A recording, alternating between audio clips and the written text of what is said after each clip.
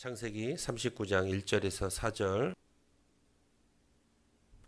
다 같이 읽습니다. 요셉이 이끌려 애굽에 내려가매 바로의 신하 친위대장 애굽 사람 보디발이 그를 그리로 데려간 이스라엘 사람 손에서 요셉을 살리라.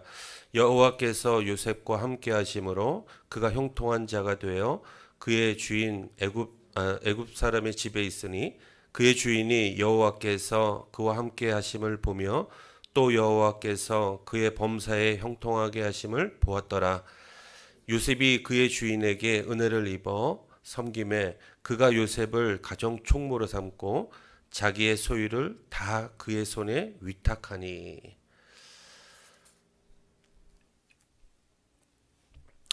야곱의 시대가 저물고 이제 그의 아들 요셉의 시대가 이제 펼쳐지게 됩니다. 야곱의 12 아들 가운데 노년에 얻은 요셉을 그 아버지 야곱이 유독 사랑했습니다. 아버지의 이삭의 편애를 겪었던 야곱이었지만 그대로 자기 아들들에게 똑같이 편애하는 모습을 보여주고 있습니다. 야곱이 유독 요셉을 이뻐하고 채색옷까지 만들어서 입혀주는 것을 보고 그의 형제들이 보고 시기 질투가 났습니다. 그리고 그를 광야에서 죽이기로 이제 결의를 하지요. 요셉에게 일어난 사건들을 보면 한 사람의 운명이 사람의 손에 달려 있는 것처럼 보입니다. 하지만 요셉은 항상 하느님과 동행하며 하느님의 선한 손길을 체험했던 것을 알 수 있습니다. 창세기 37장을 보면 요셉은 형들에게 몰매를 맞고 이제 죽을 뻔했던 일이 있죠. 그리고 형들의 손에 의해서 구덩이에 빠졌습니다. 짐승에게 찢겨 죽일 요량으로 구덩이에 빠뜨린 것이죠. 하지만 형들의 손에 의해서 시장에 노예 상인들에게 은 20에 팔려갔습니다. 이 장면을 보면 신약에 꼭 예수님을 보는 것 같습니다. 맞습니다. 요셉은 예수님을 예표하는 것이었습니다. 그는 여러 과정을 거쳐서 애굽 사람 보디발의 손에 들어갔습니다. 다행히 선한 마음이 있었던 선한 마음을 가졌던 그 보디발로부터 두터운 신임과 총애를 받았죠. 보디발은 집안의 모든 일을 요셉의 손에 맡겼습니다. 그래서 요셉의 인생이 이제 술술 잘 풀려 나가는 것처럼 보였습니다. 자, 여기서 하느님의 사람들이 복받는 원리를 보여주고 있습니다. 그리스도인들 중에 왜 세상 사람들이 더 잘 사는지 이해 못하시는 분들이 종종 있는 것 같습니다. 예수 믿는 사람들은 더 가난하다고요? 오히려 잘 나가는 사람들이 더 많이 있습니다. 이방 사람 보디발이 세상적으로 잘 나가는 집안이었죠. 창세기 39장 오늘 본문 1절 한번 보시면 본문 1절에 그는 바로의 신하 친위대장이었습니다. 바로의 신하대장, 친위대장. 그러면 경호대장 정도 급의 아주 높은 직급에 있던 사람이라는 것을 우리가 알 수 있죠. 그런데 그가 데려온 요셉을 그 보디발이 쭉 유심히 관찰하는 가운데 하나님께서 함께 하시고 있다는 것을 보디발이 보았습니다. 2절과 3절을 보면 여호와께서 요셉과 함께 하심으로 이렇게 되어 있죠. 그가 형통한 자가 되었다라는 것을 그 주인이 봤습니다. 또 그의 주인이 여호와께서 그와 함께 하심을 보며 또 여호와께서 그의 범사에 형통하게 하심을 이 보디발이 이방 사람 보디발이 요셉의 모습을 보고서 하나님이 함께 하신다. 그러고 보면 애굽 사람 보디발이 사람 보는 눈이 있는 것 같아요. 그렇지 않습니까? 하나님이 요셉과 함께 하심을 눈치채고 그의 온 집안의 살림을 요셉에게 맡긴 것이죠. 요셉에게 맡기면 하나님이 복 주실 것이라는 것을 이 사람이 알았던 것 같아요. 4절 한번 보실까요? 요셉이 그의 주인에게 은혜를 입어 섬김에 그가 요셉을 가정 총무로 삼고 자기의 소유를 다 그의 손에 위탁하니라고 말씀하고 있습니다. 정말 대단한 결정 아닙니까? 요셉은 노예 신분이에요. 보디발의 입장에서 보면 요셉은 낯선 이방인이나 마찬가지입니다. 이것만 보면 요셉을 보통 신뢰하는 게 아닌 것 같아요. 그 결과 어떻게 되었습니까? 5절 우리가 다 같이 한번 읽어볼까요? 그가 요셉에게 자기의 집과 그의 모든 소유물을 주관하게 한 때부터 여호와께서 요셉을 위하여 그 애굽 사람 집에 복을 내리심으로 여호와의 복이 그의 집과 밭에 있는 모든 소유에 미친지라. 그의 소유물뿐만 아니라 그의 집 밖에 있는 그 밭에 있는 모든 것까지도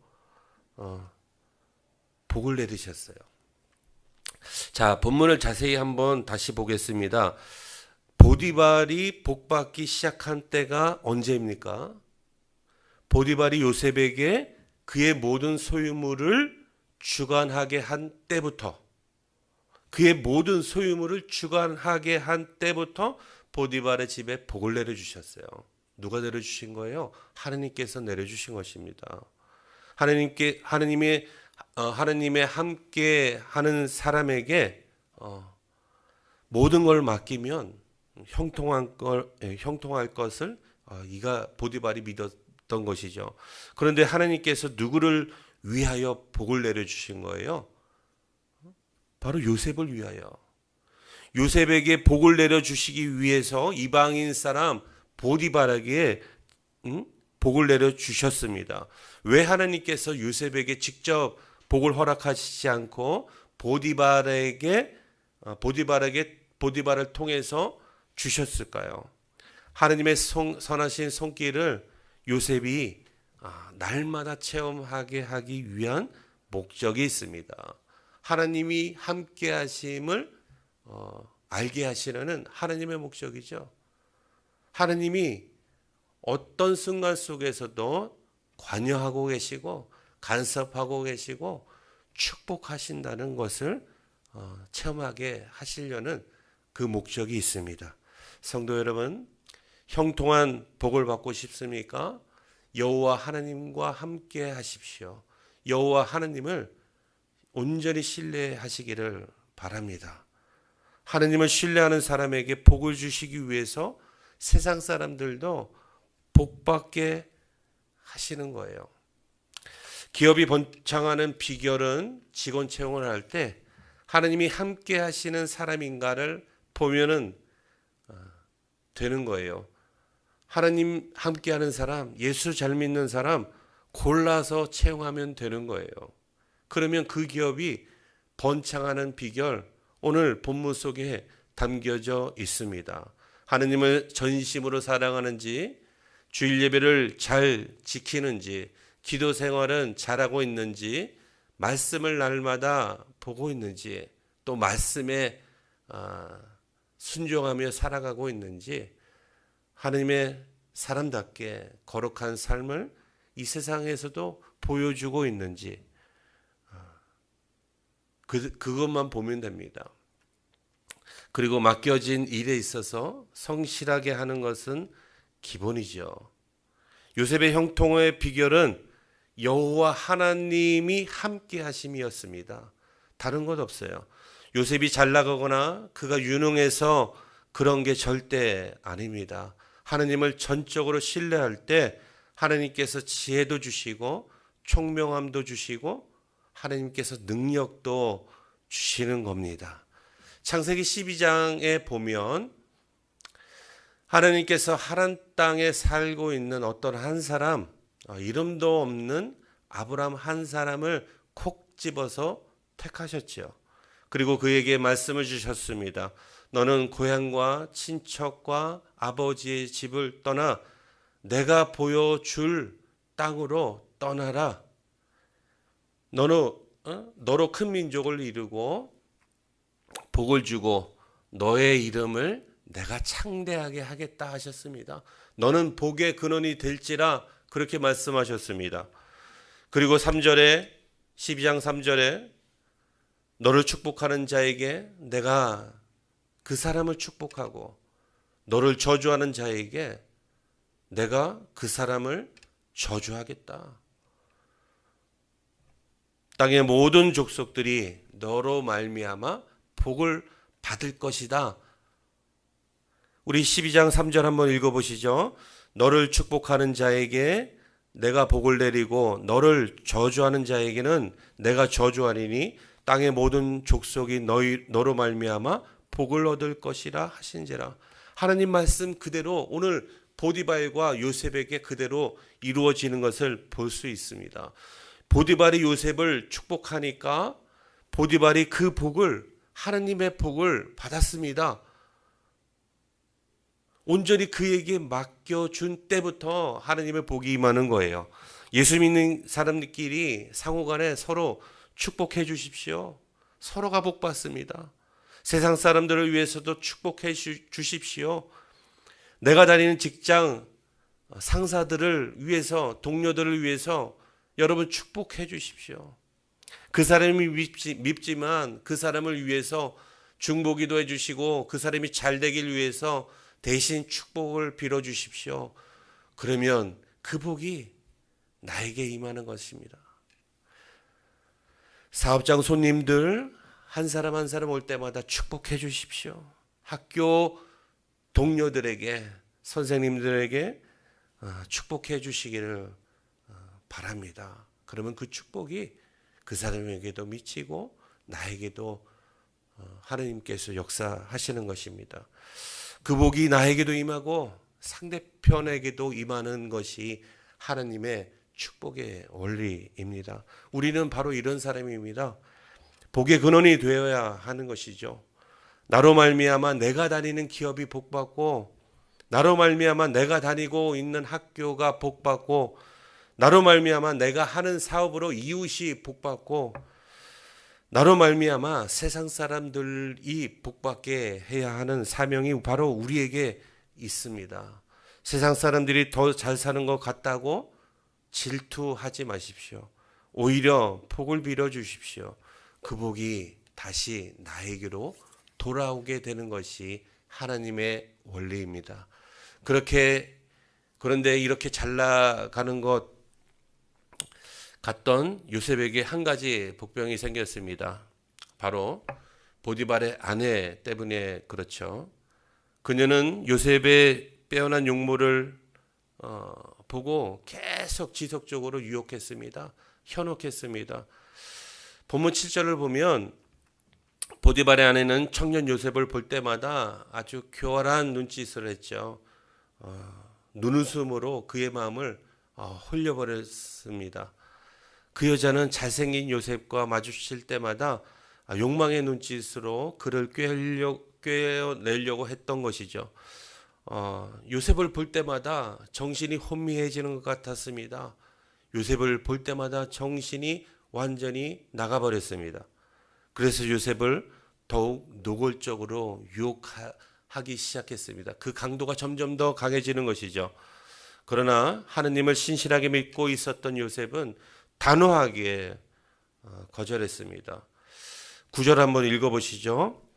이 집에는 나보다 큰 이가 없으며 주인이 아무것도 내게 금하지 아니하였어도 금한 것은 당신뿐이니 당신은 그의 아내임이라. 그런즉 내가 어찌 이 큰 악을 행하며 하나님께 죄를 지으리까. 내가 어찌 이 큰 악을 행하며 당신이 아무리 아름답고 나를 유혹한다고 할지라도 내가 어떻게 하나님의 사람으로서 하나님께 큰 죄를 지을 수 있겠습니까? 라고 뿌리칩니다. 그의 단호한 거절에도 불구하고 이 욕망이 욕정이 타오르는 보디발의 아내가 요셉의 옷을 붙잡고 침대로 끌고 갑니다. 그러자 요셉은 자기 옷을 벗어두고 여인의 손에 버려두고 밖으로 뛰쳐나가게 되는 것이죠. 그러자 12절 13절에 보면 보디발의 부인이 요셉에게 모든 죄를 홀딱 뒤집어 씌웁니다. 낯선 애굽 땅에서 하느님의 사람 요셉의 말을 자기가 부인한다고 그의 말을 들어줄 사람은 아무도 없습니다. 더군다나 아무리 집안에서 집안일을 모두 총괄하고 있다고 하지만 그의 신분은 노예의 신분이에요. 그렇기 때문에 하찮은 노예 신분의 말을 들어줄 사람은 아무도 없습니다.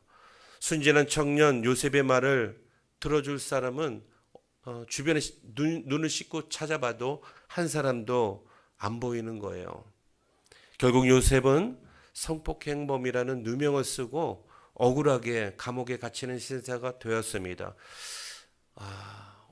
얼마 전까지만 하더라도 부모의 사랑을 독차지했던 요셉이었어요. 그러나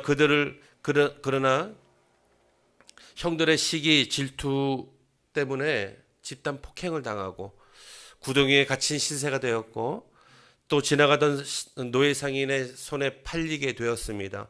보디발의 집에 와서 이제 좀 형편이 나아지는가 싶더니 보디발의 아내의 유혹을 뿌리치면서 억울하게 감옥에 갇히는 신세가 되었습니다. 이런 사람을 보고 세상에서는 흔히 뭐라고 얘기합니까? 팔자 한번 드세다. 그 사람 팔자가 드세다. 이렇게 얘기하죠. 이와 같이 우리의 운명도 어떤 사람의 손에 의해서 놀아나는 것 같습니다. 어떤 상급자의 손에 의해서 승진할 수도 있고요. 또 어떤 상급자의 손에 의해서 승진이 누락될 수도 있습니다. 어느 기업의 결정권자의 손에 의해서 불이익을 당할 수도 있게 되는 것이에요. 고양시의 한 교회에 어떤 집사님이 있었습니다. 그 집사님은 신실한 크리스찬이었어요. 하느님을 신실하게 믿었던 성도였습니다. 그런 성도가 대기업 한 계열사의 전산실에 취직을 했습니다. 전산실을 보니까 열악하기 짝이 없었어요. 그래서 이 집사님이 아주 성실하게 일했습니다. 그랬더니 얼마 못 가서 그 전산실이 아주 그 기업 내에서 유명하게 되었어요. 아주 잘 나가는 전산실로 바꾸어 놓았습니다. 위에 상급자가 이것을 보고 그 자리가 몹시 탐났습니다.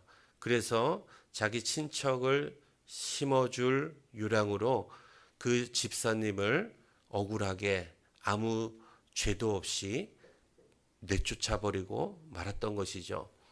그러나 이 집사님은 항변하지 않았습니다. 그대로 상급자의 결정대로 그대로 사표 내고 말았지요.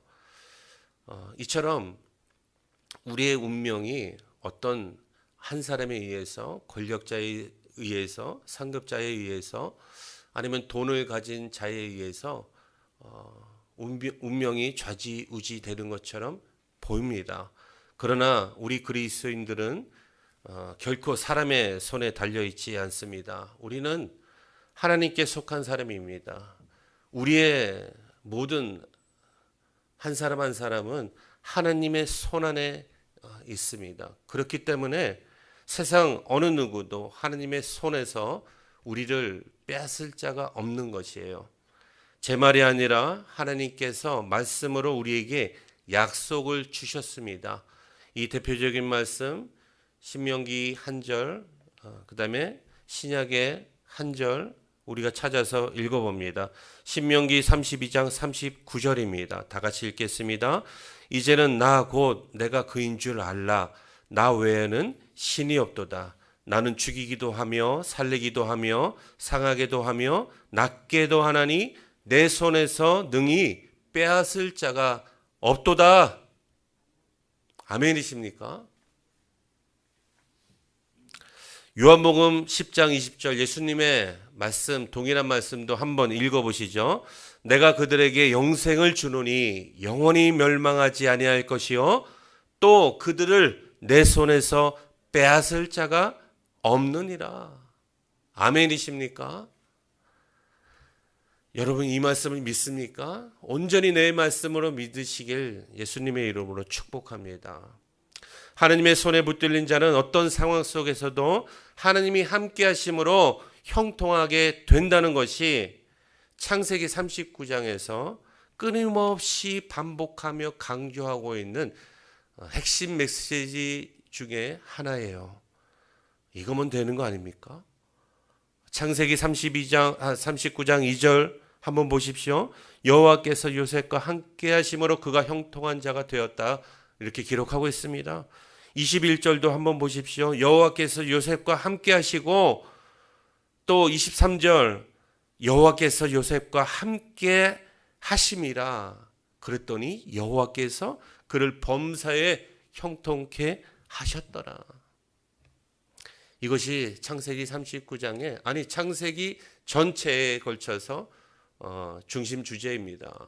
하나님께서 함께 하시는 자, 하나님께 모든 것을 맡기는 자, 하나님을 절대적으로 신뢰하는 자, 그가 어딜 가나 복받고 형통하게 된다는 것이에요.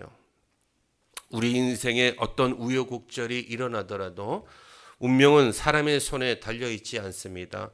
하나님의 손이 끝까지 붙잡아 주실 줄 믿으시길 바랍니다.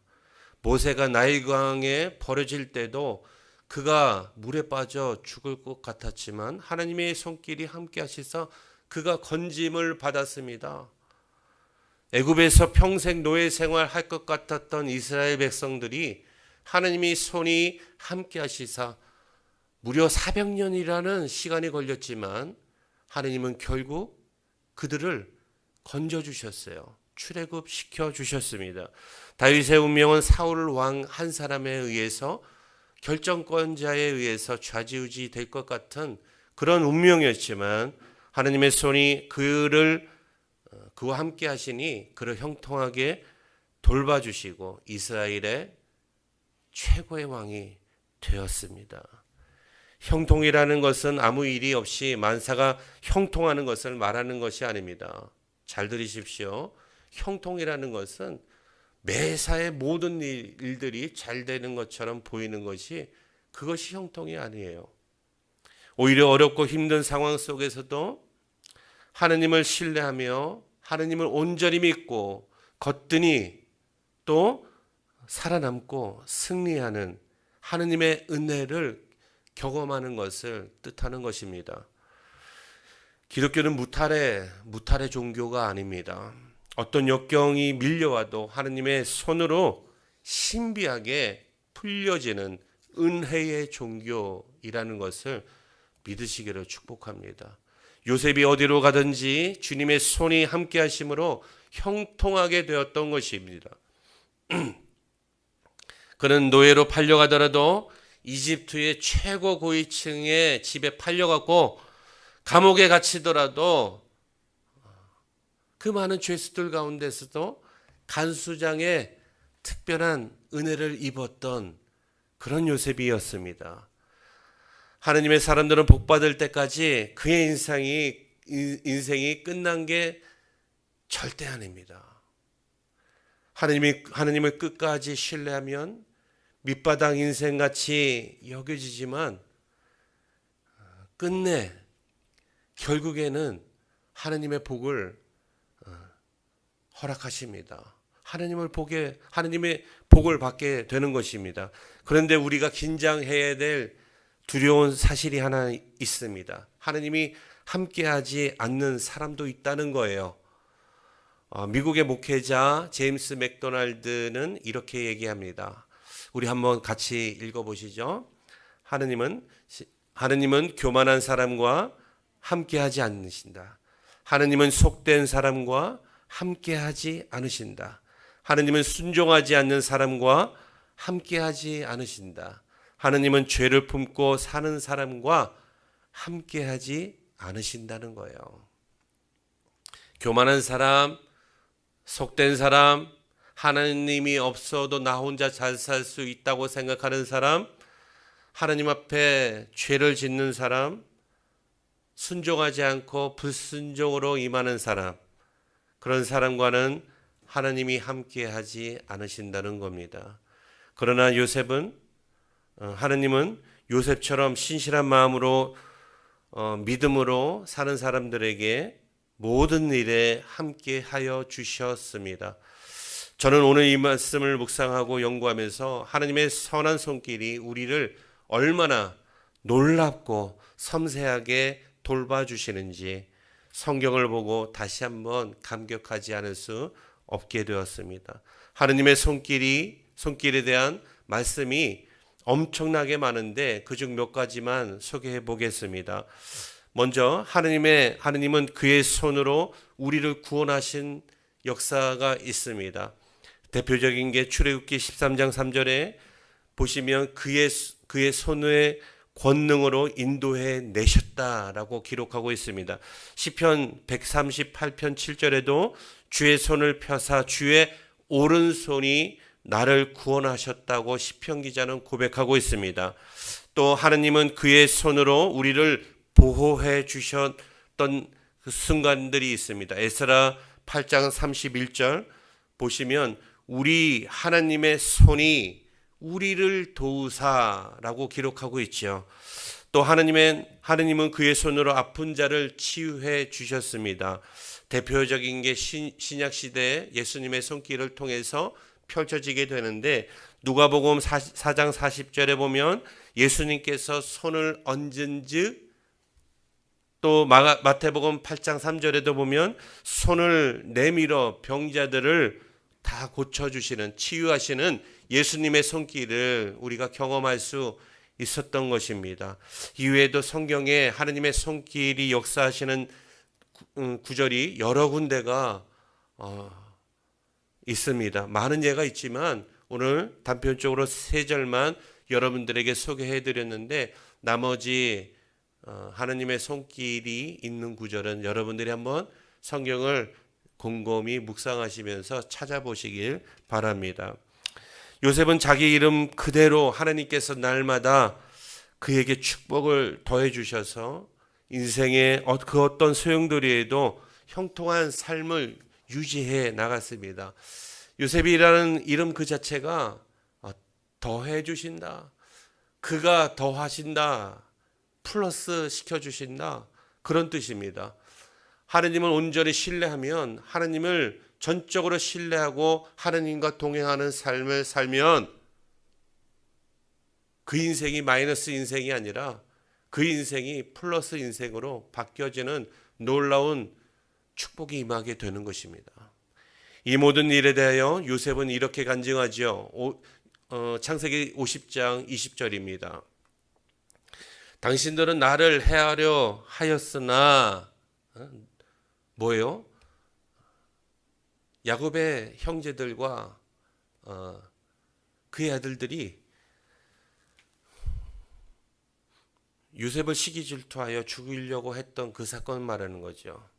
당신은 나를 해하려 하였으나 하나님은 그것을 선으로 바꾸사 오늘과 같이 많은 백성의 생명을 구원하게 하시려 하셨나니, 하나님의 선한 손길이 함께 하시면 내 인생 과정에 도저히 이해할 수 없는 일들이 펼쳐지지만 결국에는 끝자락에 가서 보니까 하나님이 하셨구나.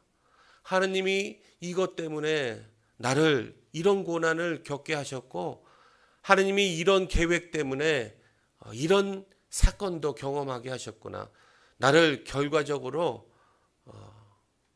괴롭히고 나를 구렁텅이에 빠뜨리시는 것이 아니라 하나님의 계획 때문에, 하나님의 선한 계획 때문에 나를 일부러 그런 일들이 있게 하셨구나. 이제 요셉은 느끼는 것이죠. 말씀을 맺겠습니다.